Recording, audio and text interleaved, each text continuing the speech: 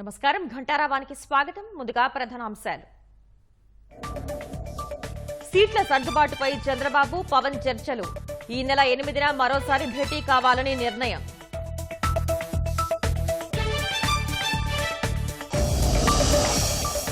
కడపలో తెలుగుదేశం స్టిక్కర్లు చింపేసిన వైకాపా శ్రేణులు. స్థానికులకు పథకాలు రద్దు చేస్తామని బెదిరింపులు.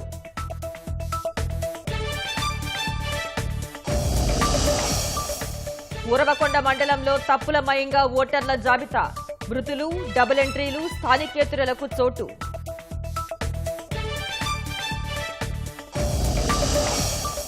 రాష్ట్ర ఖనిజాభివృద్ధి సంస్థ నిధులపై జగన్ సర్కార్ కన్ను. 700 కోట్ల రూపాయలు పక్కదారి పట్టించేందుకు కుట్ర.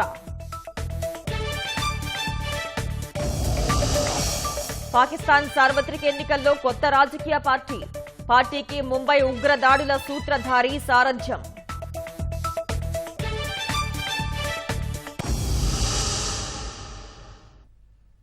అనంతపురం జిల్లా ఉరవకొండ మండలం రాకెట్ల గ్రామంలో ఓటర్ల జాబితా తప్పులమయంగా మారింది. గ్రామంలో నివాసం లేని వారి ఓట్లు, మృతులు ఓట్లు అలానే ఉన్నాయి. రాకెట్లలోని 170 పోలింగ్ కేంద్రంలో 16 మంది, 171 కేంద్రంలో 12 మంది మృతుల పేర్లు ఓటర్ల జాబితా నుంచి తొలగించలేదు. 173 కేంద్రంలో వరుస సంఖ్య 169, 170, 171, 172లో ఉన్న ఓటర్లు కొన్నేళ్లుగా రాకెట్ల గ్రామంలో నివాసం ఉండటం లేదు. వారంతా అనంతపురంలో స్థిరపడి చాలా ఏళ్లైంది. కొందరికి గ్రామంలో కనీసం బంధుత్వం లేకున్నా వారి పేర్లు జాబితాలో ఉన్నాయి. ఈ గ్రామానికి చెందిన బీఎల్ఓలో ఇరు పార్టీల బీఎల్ఓలను కలుపుకుని జాబితాను క్షుణ్ణంగా పరిశీలించారు. మృతులు గ్రామంలో లేనివారని, డబుల్ ఓటర్లను తొలగించడానికి పై అధికారులకు ప్రతిపాదించారు. వాటికి సంబంధించిన ఆధారాలను సైతం జత చేశారు. ఆ ప్రతిపాదిత జాబితాను సైతం బీఎల్ఓలే మండల అధికారులకు అందజేశారు. పై స్థాయి అధికారులు చర్యలు చేపట్టకపోవడంతోనే ఓటర్ల జాబితాలో తప్పులు అలానే పునరావృతమయ్యాయి.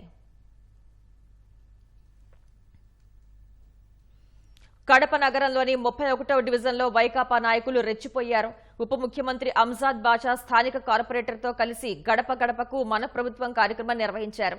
ఆ సమయంలో తెలుగుదేశం స్టిక్కర్లు కనిపించడంతో వెంటనే వాటిని ఆయన సమక్షంలోనే కార్యకర్తలు తొలగించారు. ఆ ఇంటి యజమానిని పిలిపించి, నువ్వు తెదేపా స్టిక్కర్లు అతికించుకుంటావా, నీకు ప్రభుత్వ పథకాలను రద్దు చేస్తామంటూ బెదిరించారు.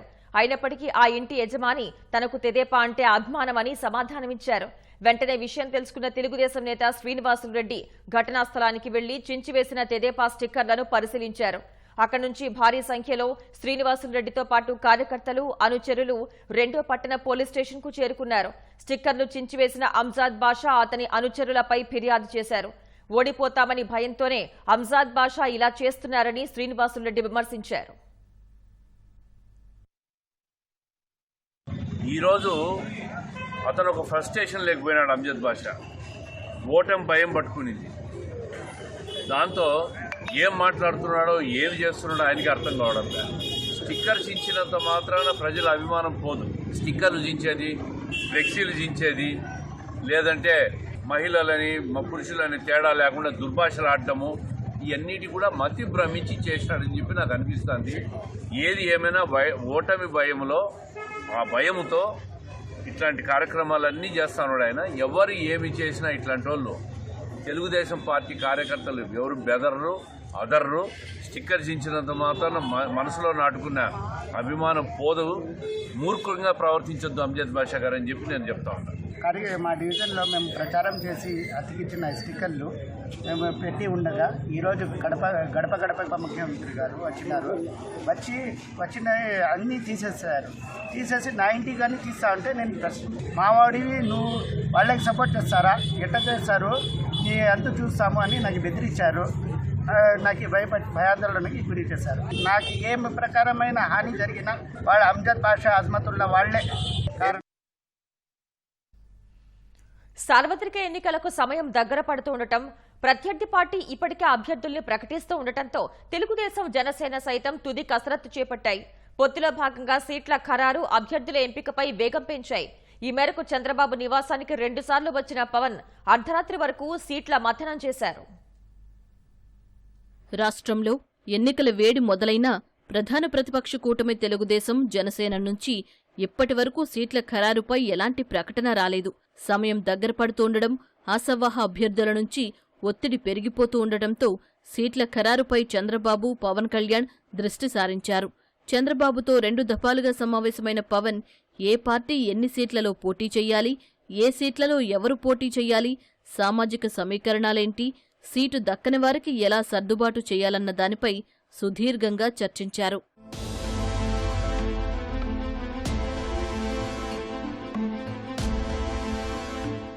గత నెల 13న సంక్రాంతి సందర్భంగా పవన్ను చంద్రబాబు విందుకు ఆహ్వానించారు. 3.5 గంటల పాటు జరిగిన సమావేశంలో పొత్తుకు సంబంధించిన చాలా అంశాలపై స్పష్టత వచ్చింది. దాని కొనసాగింపుగానే మళ్లీ ఆదివారం ఇరువురు భేటీ అయ్యారు. గత సమావేశంలో లోకేష్, మనోహర్ పాల్గొనగా ఈసారి కేవలం చంద్రబాబు, పవన్ మాత్రమే చర్చించుకున్నారు. మధ్యాహ్నం చంద్రబాబు నివాసానికి వచ్చిన పవన్ దాదాపు 3 గంటల పాటు వివిధ అంశాలపై చర్చించారు. అనంతరం రాత్రి 9:30 గంటలకు మరోసారి చంద్రబాబు నివాసానికి పవన్ వచ్చి సుమారు 40 నిమిషాలు సీట్ల కేటాయింపు, సర్దుబాటుపై చర్చించారు. ఈ నెల 8న మరోసారి భేటీ అయి ఉమ్మడి మేనిఫెస్టోలో చేర్చాల్సిన అంశాలు, ఎన్నికల ప్రచార వ్యూహాలు, ఇద్దరూ కలిసి పాల్గొనాల్సిన బహిరంగ సభలపై నిర్ణయం తీసుకోనున్నారు. మేనమామ, మేనల్లుళ్ళు, మేనకోడళ్ల బాగు కోరతారు. జగన్ మామయ్య మాత్రం వాళ్ల కడుపు కొట్టారు. ప్రభుత్వ కళాశాలల్లో ఇంటర్ విద్యార్థులకు మధ్యాహ్న భోజన పథకం ఆపేశారు. ఉచిత పాఠ్య పుస్తకాల పంపిణీని నిలిపివేశారు. విద్య కోసం ఎంతైనా ఖర్చు పెడతానంటూ ఫోజులు కొట్టే జగన్ లక్షల మంది ఇంటర్ చదివే పిల్లల నోటికాడ కూడు, చేతిలో పుస్తకాలు లాగేశారు. పిల్లల చదువులకు కావాల్సిన ఇంటర్ విద్యామండలి నిధుల్ని సొంత ప్రచారానికి వాడుకుంటూ తీరని ద్రోహం చేస్తున్నారు. పిల్లలు చదవాలి. పిల్లల చదువుల కొరకు ప్రభుత్వం పెట్టే ఏ ఖర్చైనా కూడా నేను అది ఖర్చుగా భావించను. అది నా పిల్లలకి ఇచ్చే ఆస్తిగా నేను భావిస్తాను. ప్రతి చిట్టి చెల్లికి చెప్తా ఉన్నాను, ప్రతి చిట్టి తమ్ముడికి చెప్తా ఉన్నాను, మీరు చదవండి, మీ చదువులకు నేనున్నాను, మీకు పూచి అని చెప్పి సందర్భంగా తెలియజేస్తా ఉన్నాను. నోటితో ఇంతటి ప్రేమ ఒలకబోసిన జగన్ ఇంటర్ చదివే చిట్టి చెల్లెళ్లు, చిట్టి తమ్ముళ్ల నోటికాడ ముద్దలాగేశారు. ఇంటర్ విద్యార్థుల మధ్యాహ్న భోజన పథకాన్ని రద్దు చేశారు. మండల, డివిజన్, జిల్లా కేంద్రాల్లో ఉండే ప్రభుత్వ కళాశాలలకు చుట్టుపక్కల ప్రాంతాల నుంచి పిల్లలు రాకపోకలు సాగిస్తుంటారు. వారిలో ఎక్కువ మంది ఎస్సీ, ఎస్టీ, బీసీ, మైనార్టీ వంటి పేదలే. కళాశాల సమయానికి ఉదయం 1-2 గంటల ముందే ఇంటి నుంచి బయలుదేరతారు. తిరిగి ఆలస్యంగా ఇల్లు చేరుతూ ఉంటారు. బస్సులు సమయానికి లేకపోవడం, కొన్నిసార్లు హడావిడిలో ఇంటి వద్ద ఉదయం అల్పాహారం తీసుకోకుండానే కళాశాలకు వెళ్తుంటారు. చాలామంది లంచ్ బాక్సులు తెచ్చుకోరు. తిరిగి ఇంటికి వెళ్లే వరకు కడుపు మార్చుకోవాల్సిందే. అలాంటి ఇంటర్ పిల్లల కోసమే తెలుగుదేశం ప్రభుత్వం 2018లో మధ్యాహ్న భోజన పథకం తెచ్చింది. జగన్ అధికారంలోకి రాగానే దాన్ని రద్దు చేసి పొట్టకొట్టారు. లంచ్ బాక్స్ తెచ్చుకోకపోతే బయట భోజనానికి రోజుకు కనీసం 100 రూపాయలు ఖర్చు పెట్టాల్సి వస్తుంది.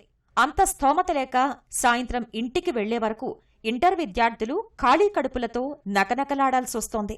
విద్య కోసం 70,000 కోట్ల రూపాయలు ఖర్చు చేస్తున్నామని గొప్పలు పోయే జగన్ మామయ్య మాకు భోజనం కూడా పెట్టలేవా అని పిల్లలు ప్రశ్నిస్తున్నారు.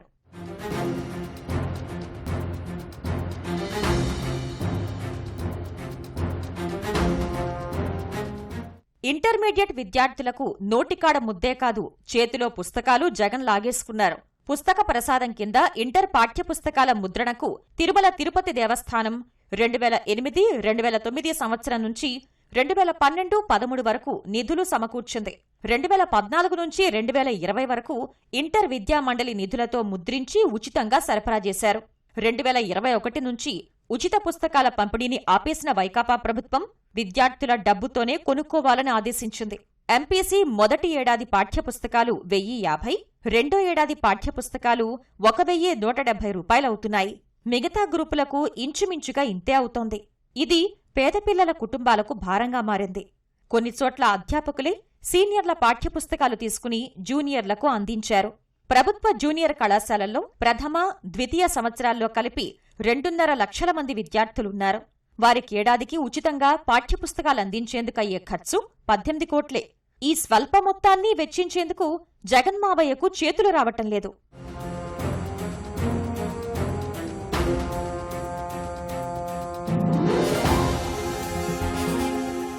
ఆదర్శ పాఠశాలలు, హైస్కూల్ ప్లస్లో చదివే విద్యార్థులకు గతంలో సమగ్ర శిక్ష అభియాన్ నిధులతో పుస్తకాలు కొనిచ్చేవారు. మరి ఇప్పుడు అలాగే చేయొచ్చు కదా అంటారా? జగనన్న అవకాశమిస్తే కదా. సమగ్ర శిక్ష అభియాన్ నిధుల్ని వైకాపా సర్కార్ ఇతర పథకాలకు వాడేస్తోంది.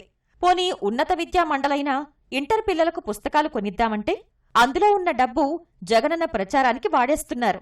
విద్యార్థుల పరీక్ష ఫీజులు, ప్రైవేట్ కళాశాలలు చెల్లించగా పోగైన 220 కోట్ల రూపాయల నిధుల్ని రాష్ట్ర ప్రభుత్వం ఇష్టారాజ్యంగా వాడేసింది. జూనియర్ కళాశాలల్లో నాడు నేడు పనులకు 100 కోట్ల రూపాయలకు పైగా మళ్లించింది. వాస్తవంగా ఈ వ్యయాన్ని ప్రభుత్వమే భరించాలి. కానీ తానే సొంతంగా ఖర్చు చేసినట్లు బడాయిపోతోంది. రాష్ట్ర ఫైనాన్షియల్ కార్పొరేషన్లో ఏకంగా 100 కోట్లు డిపాజిట్ చేయించింది. ఇంటర్ 10వ తరగతిలో అత్యధిక మార్కులు సాధించిన విద్యార్థుల్ని సన్మానించే జగనన్న ఆణిముత్యాలు కార్యక్రమానికి సైతం ఇందులో నుంచే 8 కోట్లు ఖర్చు చేసింది. ఇటీవలే విద్యా సంబంధిత కార్యక్రమాలపై ప్రచారం చేసుకునేందుకు తిరుపతిలో ఇండియా టుడే ఛానల్ నిర్వహించిన సదస్సుకు విద్యామండలి నిధుల్లో నుంచి ₹1 కోటి చెల్లించాలని ప్రభుత్వమే ఆదేశాలిచ్చింది. సొంత డబ్బా కొట్టుకునేందుకు విద్యామండలి డబ్బులు వాడేసుకున్న వైకాపా ప్రభుత్వం ఆకలితో అలమటిస్తున్న విద్యార్థులకు పట్టడన్నం పెట్టాలనే ఆలోచన చెయ్యట్లేదు. రాష్ట్ర విభజన సమయంలో స్తంభించిపోయిన రాష్ట్ర ఖనిజాభివృద్ధి సంస్థకు చెందిన 700 కోట్ల రూపాయల నిధులపై జగన్ ప్రభుత్వం కన్నేసింది.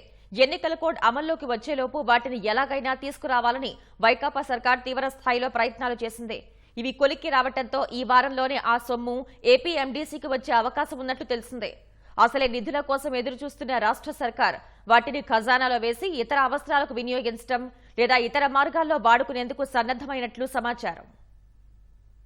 ఉమ్మడి రాష్ట్రంలో ఏపీ ఎండీసీ ఉండగా రాష్ట్ర విభజన తర్వాత తెలంగాణలో వేరుగా తెలంగాణ రాష్ట్ర ఖనిజాభివృద్ధి సంస్థ ఏర్పాటైంది. విభజన సమయంలో బ్యాంకు ఖాతాలో దాదాపు 1200 కోట్ల రూపాయల మేర నిధులు ఉండగా వాటిని పంచుకోవడంలో వివాదం ఏర్పడింది. అందులో ఏపీ ఎండీసీకి 58%, టీఎస్ఎండీసీకి 42% నిధులు పంపిణీ జరగాల్సి ఉంది. అప్పట్లో ఈ నిధుల పంపిణీ కొలిక్కి రాకపోవడంతో బ్యాంకు ఖాతాలో నిధులు ఫ్రీజ్ అయ్యాయి. సార్వత్రిక ఎన్నికలు సమీపిస్తున్న తరుణంలో రాష్ట్ర ప్రభుత్వం ఈ నిధుల కోసం ప్రయత్నాలు చేసింది. తెలంగాణ ప్రభుత్వంతో చర్చలు జరిపింది. చివరకు ఆ నిధులను పంచుకునేందుకు 2 ప్రభుత్వాలు అంగీకారం తెలిపినట్లు తెలిసింది. ఈ నిధుల్లో ఏపీ ఎండీసీకి 700 కోట్లు, టీఎస్ఎండీసీకి 500 కోట్ల రూపాయల వరకు దక్కనున్నాయి. దీనిపై 2 రాష్ట్రాలకు చెందిన ఆడిటర్ల ద్వారా రికార్డుల పరిశీలన పూర్తయ్యాక వారంలోనే నిధుల పంపిణీ జరగనుంది. అయితే ఆ నిధులు నేరుగా ఏపీ ఎండీసీ ఖాతాలో చేరతాయా, ప్రభుత్వ ఖజానాకు జమవుతాయా అనేది తెలియాల్సి ఉంది. ఒకవేళ రాష్ట్ర ప్రభుత్వ ఖజానాకు ఈ నిధులు వెళితే మళ్లీ ఏపీ ఎండీసీకి వచ్చే అవకాశం ఇప్పుడప్పుడే ఉండదనే వాదన వినిపిస్తోంది. అదే ఏపీ ఎండీసీ ఖాతాలోకి వస్తే మరో విధంగా అయినా వైకాపా ప్రభుత్వం తీసుకునేందుకు చూస్తున్నట్లు సమాచారం. కొంతకాలం కిందట రాష్ట్ర ప్రభుత్వం ఏపీ ఫైనాన్షియల్ సర్వీసెస్ కార్పొరేషన్ ఏర్పాటు చేసి ప్రభుత్వ శాఖలు, కార్పొరేషన్ల నిధులు అందులో జమ చేసేలా ఒత్తిళ్లు తెచ్చారు. ఆ నిధులను రాష్ట్ర ప్రభుత్వం వివిధ అవసరాలకు వినియోగించుకుంది. ఇందులో భాగంగా ఏపీ ఎండీసీ కొంతకాలం కిందట మంగంపేట ముగ్గురాయి విక్రయాల ద్వారా వచ్చిన 150 కోట్ల రూపాయలను ఏపీ ఫైనాన్షియల్ సర్వీసెస్ కార్పొరేషన్లో జమ చేసింది. ఈ సొమ్ము ఇప్పట్లో ఏపీ ఎండీసీకి వచ్చే అవకాశం లేదని తెలుస్తోంది. పట్టణ ప్రజలకు మెరుగైన మౌలిక సదుపాయాల కల్పనలో నిర్లక్ష్యంగా వ్యవహరిస్తున్న జగన్ ప్రభుత్వం పన్నుల మోత మోగించడంలో రికార్డు సృష్టిస్తోంది. ఇళ్ల నుంచి సేకరిస్తున్న చెత్తపై వినియోగ రుసుముల వసూళ్లను కొద్ది నెలలుగా నిలిపేసిన పట్టణ స్థానిక సంస్థలు మరోసారి విజృంభిస్తున్నాయి. పాత బకాయిలు సహా వసూలు చేసేందుకు సిద్ధమై ప్రజలకు తాఖీదులిస్తున్నాయి.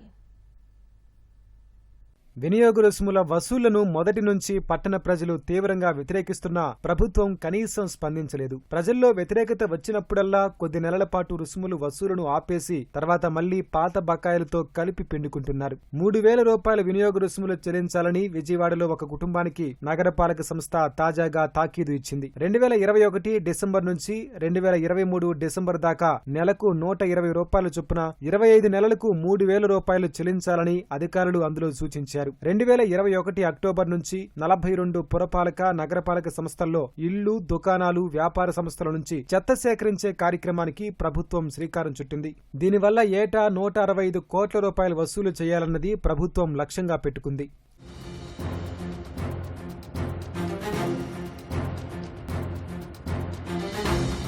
వినియోగ రుసుముల్ని కట్టించుకునే క్రమంలో పట్టణ స్థానిక సంస్థల అధికారులు ప్రజలు, వ్యాపారుల పట్ల దౌర్జన్యంగా వ్యవహరిస్తున్నారు. రుసుముల్ని చెల్లించడం లేదని కర్నూలులో దుకాణాల ముందే చెత్త తరలించే వాహనాల్ని నిలిపి ఉంచడం, చెత్త వేయడం వంటి ఘటనలు జరిగాయి. కొన్ని చోట్ల పింఛన్ మొత్తాల నుంచి రుసుముల్ని మినహాయించిన సందర్భాలు ఉన్నాయి. ఎన్నికలు సమీపించడంతో 8 నుంచి 10 నెలలుగా ప్రత్యేకించి ఇళ్ల నుంచి వినియోగ రుసుముల వసూలును తాత్కాలికంగా నిలిపివేశారు. అయితే చెత్త సేకరణ ఆటోలు సరఫరా చేసిన ప్రైవేట్ ఏజెన్సీల ఒత్తిడితో ప్రజల నుంచి మళ్లీ పాత బకాయిలు సహా పట్టణ స్థానిక సంస్థలు మరోసారి రుసుముల్ని వసూలు చేస్తున్నాయి.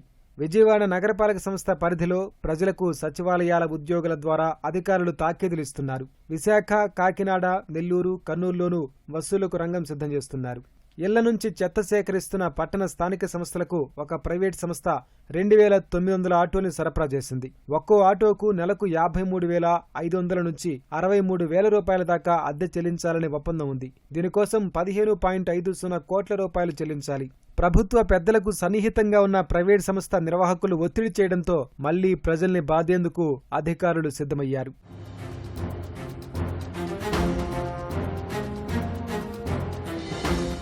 కొన్ని దేశాలు, రాష్ట్రాలు చెత్తను సంపదగా మారుస్తుంటే సీఎం జగన్ అలాంటి ప్రయత్నాలేవీ చేయకుండా అడ్డగోలుగా పన్నులు వేస్తున్నారు. ఆస్తి, ఖాళీ స్థలాలు, నీరు, భూగర్భ డ్రైనేజ్ పన్నుల్ని పెంచింది చాలేదా అంటూ అధికారులిచ్చిన తాకీదుపై సామాజిక మాధ్యమం వేదికగా ప్రజలు స్పందిస్తున్నారు. నెల్లూరు జిల్లా కోర్టు నుంచి చోరీ కేసులో సీబీఐ అభియోగపత్రం అనేక అనుమానాలకు దారితీస్తోంది. ఈ కేసును 10 నెలల పాటు విచారించిన సీబీఐ సైతం గతంలో నెల్లూరు పోలీసులు చెప్పిన ఆవు కథనే మళ్లీ చెప్పింది. ఈ కేసుకు సంబంధించి విజయవాడలోని మ్యాజిస్ట్రేట్ న్యాయస్థానంలో గతేడాది అక్టోబర్ 27న సీబీఐ ఛార్జ్షీట్ దాఖలు చేసింది. ఆ అభియోగపత్రం ఆదివారం వెలుగులోకొచ్చింది. అందులోని అంశాలు విశ్లేషిస్తే అసలు ఒకదాంతో మరొకదానికి పొంతనే కుదరట్లేదు. అసలు ఈ చోరీతో కాకానికి ప్రమేయం లేదంటూ పదే పదే చెప్పటానికే అభియోగపత్రంలో ప్రాధాన్యమిచ్చారు.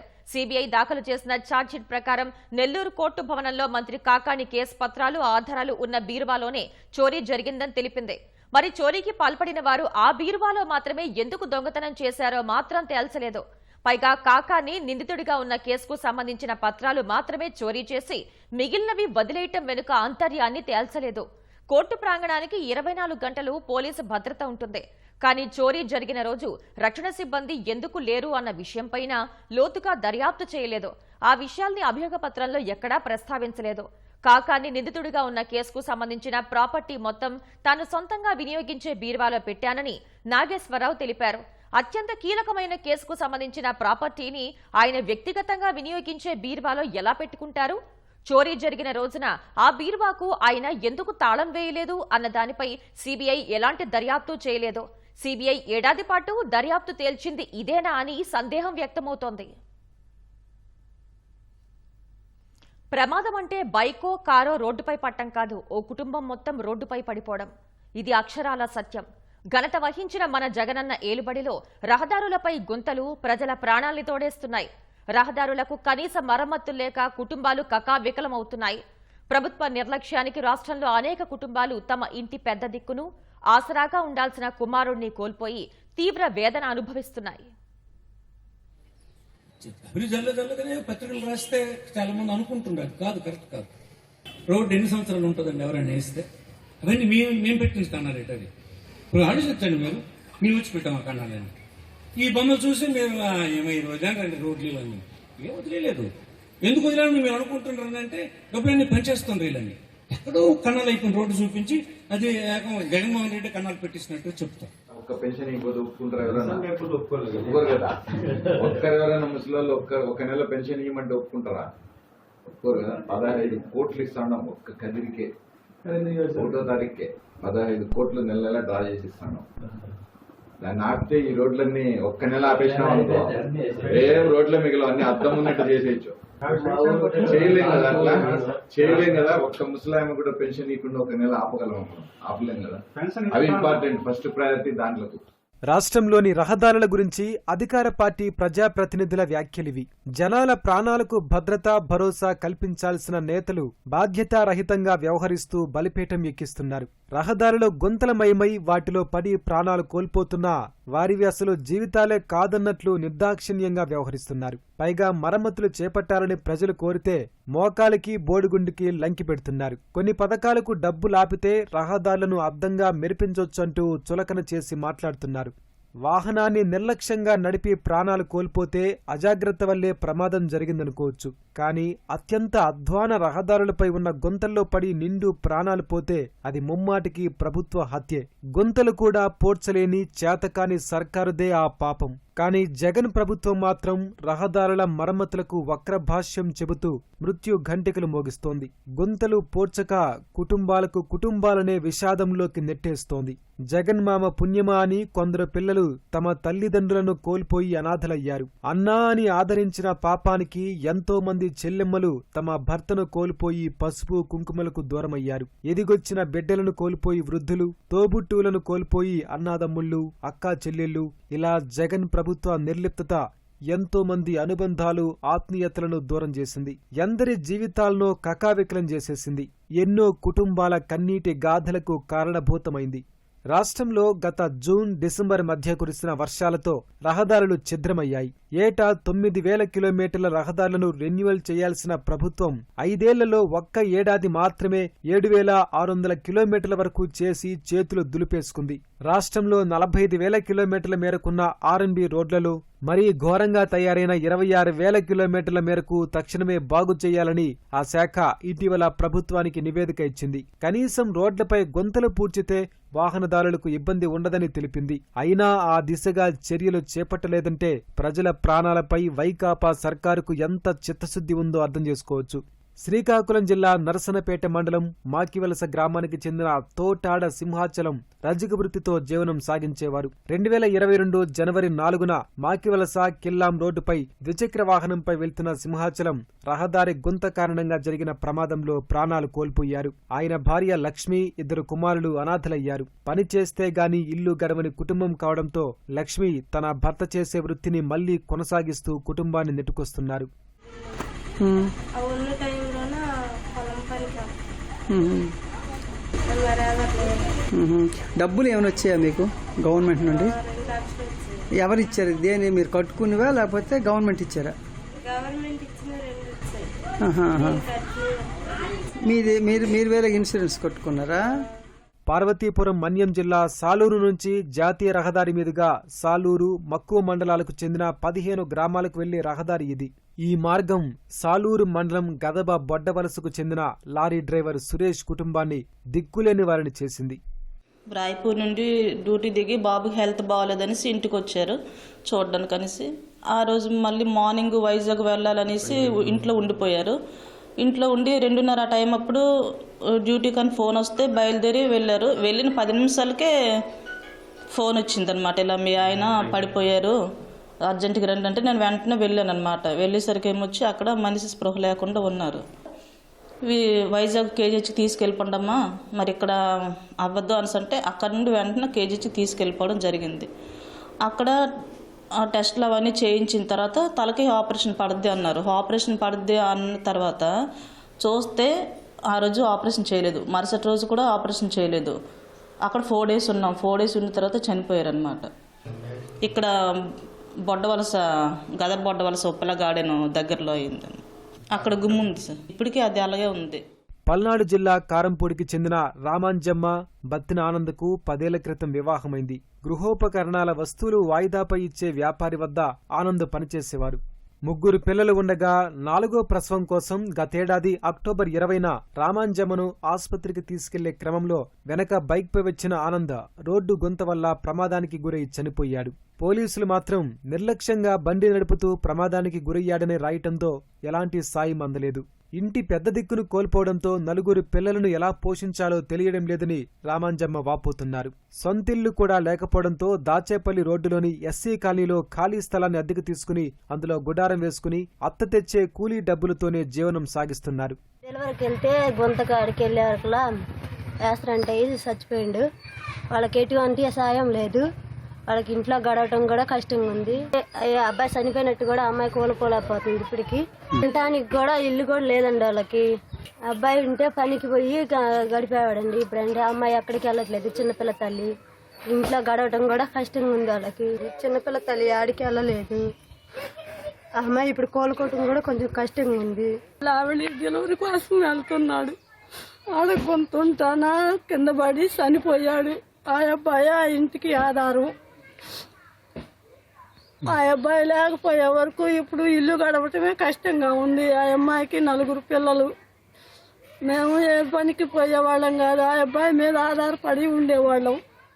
కృష్ణా జిల్లా కోడూరు మండలం వి కొత్తపాలెం బడేవారిపాలెం రోడ్డులో గొంతలివి. బడేవారిపాలెం గ్రామానికి చెందిన ఇంటర్ యువకుడు వేణుగోపాల్ జనవరి 5న రాత్రి 8 గంటల సమయంలో బైక్పై వెళ్తుండగా రోడ్డు గొంతల వల్ల ప్రమాదం జరిగింది. తీవ్రంగా గాయపడిన యువకుడిని ఆస్పత్రికి తరలించినా ప్రాణాలు నిలవలేదు. వేణుగోపాల్ రావు తండ్రి 11 ఏళ్ల క్రితం మృతి చెందారు. తల్లి సాయి శైలజ తన 2 కుమారులతో కలిసి పుట్టింటిలో ఉంటోంది. కొడుకులిద్దరూ ఎదుగొచ్చి కష్టాలు తీరతాయని ఆశలు పెట్టుకుంది. ఇంతలో గొంత వల్ల జరిగిన ప్రమాదంలో 2వ కుమారుడు ప్రాణాలు కోల్పోయాడు. ఛిద్రమైన రహదారులను బాగు చేయకుండా వైకాపా ప్రభుత్వం వహిస్తున్న నిర్లక్ష్యం కారణంగా నిత్యం ఎన్నో కుటుంబాలు చిన్నాభిన్నమవుతున్నాయి.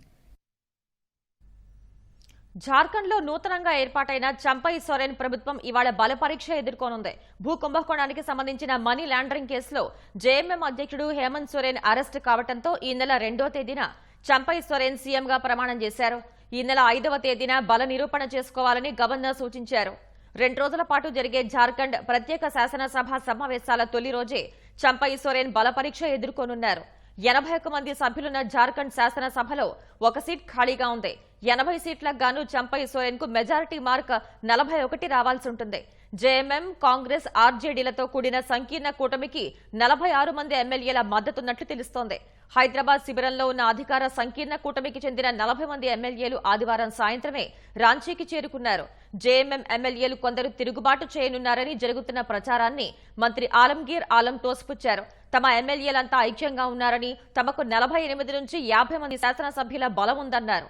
మరోవైపు ఇవాల్టి బల పరీక్షలో జేఎంఎం నేతృత్వంలోని సంకీర్ణ కూటమి ఓడిపోవటం ఖాయమని భాజపా జార్ఖండ్ చీఫ్ విప్ బిరంచి నారాయణ్ అన్నారు. జార్ఖండ్లో భాజపా మిత్రపక్షాలకు కలిపి 29 మంది ఎమ్మెల్యేలున్నారు.